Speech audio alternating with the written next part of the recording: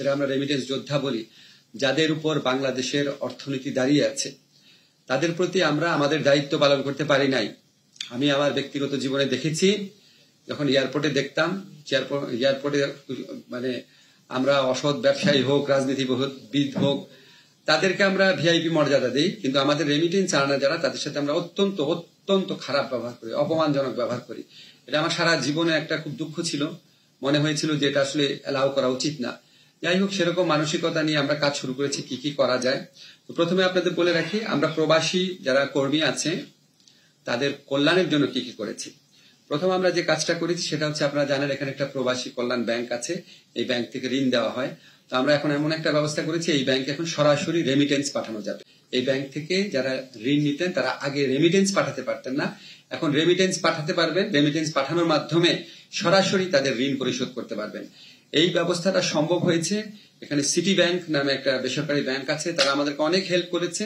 তাদের সাথে একটা মেমোরেন্ডাম কোঅপারেশন করেছি, সেটার আলোকে মোট কথা হচ্ছে, আগে প্রবাসী কল্যাণ ব্যাংক থেকে যারা লোন নিতেন তারা এখানে রেমিটেন্স পাঠাতে পারতেন না, প্রবাসী কল্যাণ ব্যাংক পাঠাতে পারতেন না, ওইখান থেকে ঋণটা শোধও করতে পারতেন না। এখন তারা সরাসরি কাজটা করতে পারবেন। এটাতে ওনাদের ভোগান্তি কমবে এবং রেমিটেন্সের প্রবাহ বাড়বে বলে আমরা বিশ্বাস করি। আমরা প্রবাসী কল্যাণ ব্যাংকের পাশাপাশি অন্য আরো 12টি বাণিজ্যিক ব্যাংক, দেশের সর্ববৃহৎ 12টি বাণিজ্যিক ব্যাংকের সাথে আলাপ করেছি। আমরা বলেছি শুধু প্রবাসী কল্যাণ ব্যাংক কেন, আপনারাও প্রবাসীদেরকে ঋণ দেন। এখন প্রবাসীদের ঋণের অনেক বেশি প্রয়োজন আছে, তো ওনারা আমাদের সাথে এগ্রি করেছেন, ওনারা রাজি হয়েছেন, কিন্তু এটার জন্য একটা ক্রেডিট গ্যারান্টি লাগবে।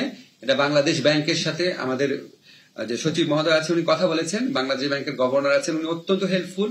উনি আমাদের সাথে যেভাবে কথা বলেছেন, আমরা আশা করছি এই ক্রেডিট গ্যারান্টিটা অচিরেই হয়ে যাবে।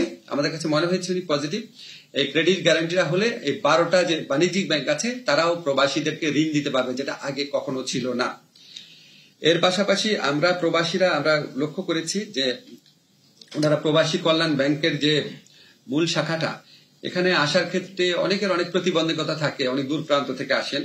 এই জন্য আমরা যে সমস্ত এলাকায় আপনার সোনালী ব্যাংক এবং অগ্রণী ব্যাংক রয়েছে, ওই সমস্ত জায়গাতে প্রবাসী কল্যাণ ব্যাংকের বুথ স্থাপনের জন্য, অর্থাৎ আরো কোনো টাকা খরচ না করে বা ম্যান পাওয়ার খরচ না করে, আমরা অগ্রণী ব্যাংক এবং সোনালী ব্যাংক উনাদেরকে প্রস্তাব দিয়েছি যে উনাদের কিছু কিছু রিমোট জায়গা থেকে যেসব প্রবাসীরা আসেন এবং প্রবাসী অধ্যুষিত এলাকা থেকে যারা আসেন, সেখানে যেন আমরা প্রবাসী ব্যাংকের বুথ খুলতে পারি।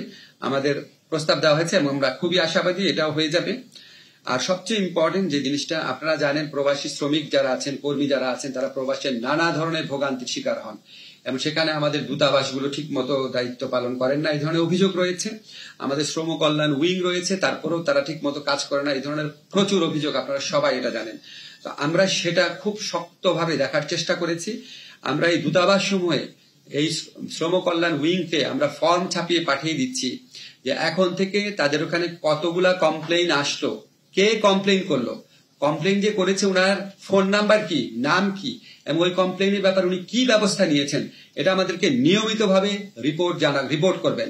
এবং এখান থেকে আমরা সরাসরি ওইখানে যে উল্লেখিত অভিযোগকারীর নাম এবং ফোন নাম্বার থাকবে, সবগুলা তো চেক করতে পারবো না, সেগুলো আমরা দৈব চয়ন ভিত্তিতে চেক করে দেখবো যে ওনারা সত্যি ফাংশন করছেন নাকি।